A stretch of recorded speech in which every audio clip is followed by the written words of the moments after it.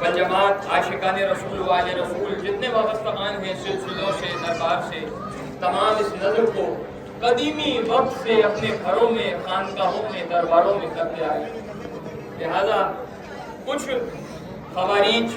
اور کچھ ناسبیت آئیڈیولوجی کے لوگ اہل بیت سے، اہل بیت کے گھرانے سے جو لوگ بغض رکھتے ہیں، انہوں نے اس نظر کی مخالفت شروع کی، اور کچھ زیادہ عرصے سے نہیں، کچھ تھوڑا سا عرصہ ہوا ہے یہ مخالفت شروع ہوئے ہوئے۔ لہذا انہی کی کتابوں سے آپ تمام تک جو ہے دلائل دیں گے اور آگے کا پیغام آپ لوگوں تک پہنچائیں گے۔ فقیہ اعظم صدر الشریعہ کا فتویٰ 22 رجب نیاز امام جعفر صادق علیہ السلام۔ خلیفہ احمد رضا خان صاحب مولانا شاہ امجد علی اعظمی نے بہار شریعت جلد اول صفحہ 74 پر فرمایا کہ کنڈے کی حقیقت نقل کیا 22 ماہ رجب کے بعد جگہ حضرت سیدنا امام جعفر صادق علیہ السلام کے حوالے سے پوریوں اور کنڈے بھرے جاتے ہیں، یہ بالکل جائز ہے۔ حوالہ کنڈے کی فضیلت و جواب کنڈے کی حقیقت از کلام حضرت مولانا حسن علی رضوی بریلوی۔ پھر دوسرا حوالہ انہی کی کتاب سے مخالفین اہل سنت جو کہ اس نظر کے خلاف بولتے ہیں، یہ اہل سنت کا قدیمی طریقہ ہے، قدیمی روایات کے مطابق ہے اس نظر کو دلانا۔ تو اس کے اندر کیا کہتے ہیں کہ مخالفین اہل سنت 22 رجب کی نیاز امام جعفر صادق علیہ السلام بند کرانا چاہتے ہیں۔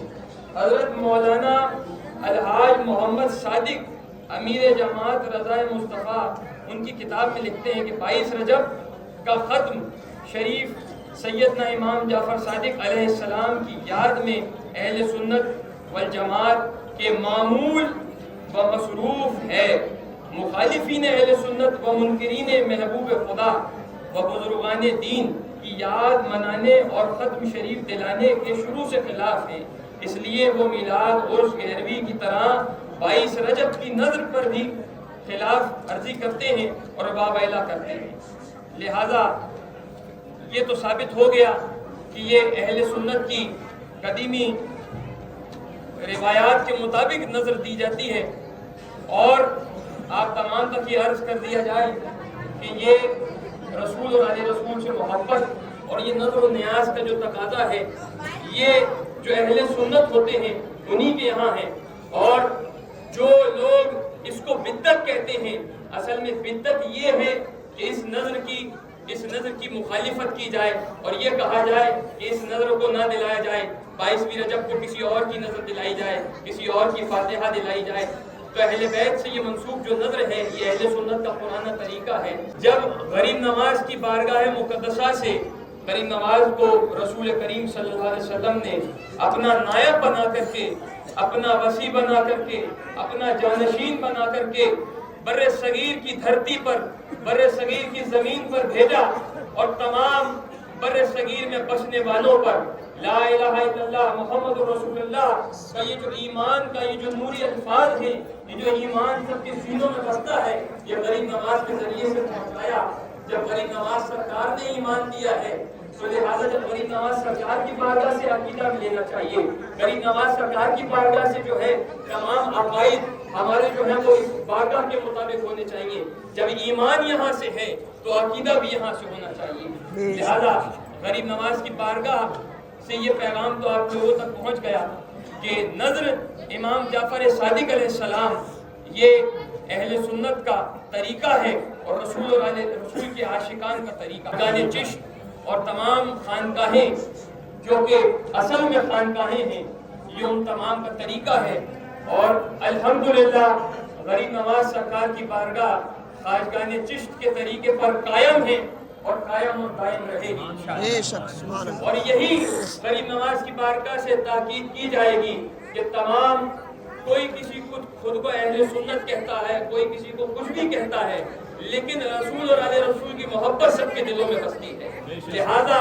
اس محبت کا ثبوت ہم کس طرح سے دیں؟ اس محبت کا ثبوت ہم اہل بیت کی، رسول اور آل رسول کی نظر دلا کے دیں، رسول اور آل رسول کی محفل سجا کے دیں۔ بس وہی ثبوت دینے کے لیے آج ہم غریب نواز کی بارگاہ میں اس محفل کو منعقد کر رہے ہیں، اور آپ تمام بھی حاضر ہیں، جہاں جہاں سے بھی آئے ہیں، جہاں جہاں پر بھی رہتے ہیں، اپنے اپنے گھروں پر، اپنے اپنے مقامات پر جو ہے نظر دلائیے امام جعفر صادق علیہ السلام۔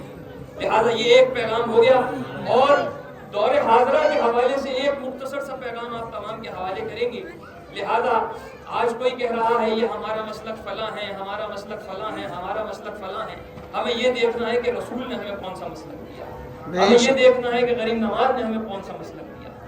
اللہ تعالیٰ قرآن مجید میں سورہ 6 آیت نمبر 159 سورہ الانعام میں ارشاد فرما رہا ہے کہ جو لوگ میرے مذہب کو فرقوں میں بانٹتے ہیں ان سے او محمد آپ کی کوئی وابستگی نہیں ہے، میں ان کو بتا دوں گا کہ وہ دنیا میں کیا کیا کرتے تھے۔ لہذا فرقہ پرستی دین اسلام میں اللہ تعالیٰ نے حرام فرمائی، لہذا یہ اپنے اپنے مسلک، یہ اپنے اپنے مدرسے، اپنی اپنی مسجدیں بنانے کا کوئی فائدہ نہیں ہے، کیونکہ اگر رسول سے وابستگی نہیں رہے گی تو یہاں نہ یہاں کچھ باقی رہتا ہے نہ وہاں کچھ باقی رہتا ہے۔ اگر رسول کی شفاعت چاہتے ہیں، رسول سے وابستگی چاہتے ہیں، تو جو دین رسول نے دیا ہے اور وہ دین ہے لا الہ الا اللہ محمد رسول اللہ صلی اللہ علیہ وسلم۔ تو لہذا ہمیں خود کو اس بات پہ کہ ہم سنی بن گئے، ہم شیعہ بن گئے، ہم وہابی بن گئے، ہم بریلوی بن گئے، ہم دیوبندی بن گئے، اس سے کہنے سے علاوہ ہمیں محمدی بن کر کے دکھانا چاہیے،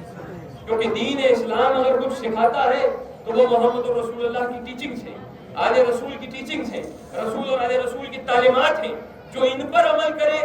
وہی حقیقی مسلمان ہیں، وہی حقیقی ایمان والا ہے۔ اس سے ہٹ کر کے اپنی اپنی کتابیں چھاپنا، اپنے اپنے مسلک چلانا، یہ کہیں سے بھی کہیں تک بھی جو ہے درست نہیں ہے، اور حالانکہ کتاب اللہ کے قرآن کے خلاف ہے۔ جو حکم الہی قرآن مجید میں نازل ہوا وہ یہ ہے کہ تمام ایک دین، ایک مسلک فالو کریں جو کہ ہے اسلام، اور مسلک محمد رسول اللہ پر قائم رہیں۔ لہذا یہی غریب نواز کی بارگاہ سے پیغام ہے کہ لا الہ الا اللہ محمد رسول اللہ صلی اللہ علیہ وسلم، یہ محبت کا کلمہ ہے، یہ جوڑنے کا کلمہ ہے، یہ توڑنے کا نہیں۔ لہذا ہمیں ضرورت ہے کہ کلمہ توحید پر متحد ہو جائے، ہمیں ضرورت ہے کہ رسول کے نام پر اکٹھے ہو جائے۔ لہذا غریب نواز کی بارگاہ سے یہی پیغام ہے کہ تمام رسول کے نام پر اکٹھے ہوں، رسول اور آل رسول کی تعلیمات پر عمل کریں۔ اور ایک جو امپورٹنٹ بات آپ لوگوں تک پہنچانی ہے، آخری پیغام، کہ تمام عبادتوں کو انجام دے دیا جائے، بلکہ یہ حدیث رسول صلی اللہ علیہ وسلم ہے کہ اگر کوئی طواف کعبہ میں ہو اور حجر اسود مقام ابراہیم کے درمیان طواف کرتا کرتا نفل عبادتیں پڑھتا پڑھتا مر جائے لیکن جنت کی بو تک نہیں پائے گا اگر اس کے دل میں آل رسول سے بغض ہوا تو۔ لہذا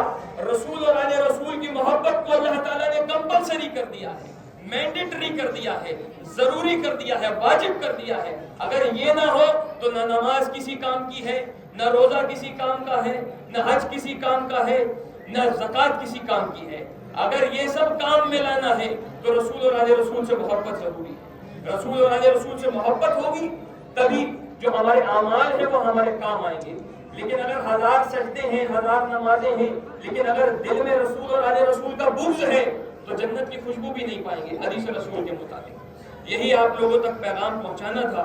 لہذا پیغام سن کر کے صرف اپنے تک رکھ لینا کوئی بڑی بات نہیں، پیغام سن کر کے آگے پہنچانا ثواب کا کام ہے۔ لہذا آپ تمام اس پیغام کو اپنے سینوں میں لے کر کے جائیں، اور تمام جہاں جہاں پر بھی بیٹھے، جہاں پر بھی آپ کی نشست لگے، اہل بیت کی، رسول اور آل رسول کی تعلیمات کو عام کیجیے، اور جو نظر و نیاز قدیم وقت سے خانقاہوں کا طریقہ ہے، ولی اللہ کا طریقہ ہے، بزرگوں کا طریقہ ہے، خواجگان چشت کا طریقہ ہے،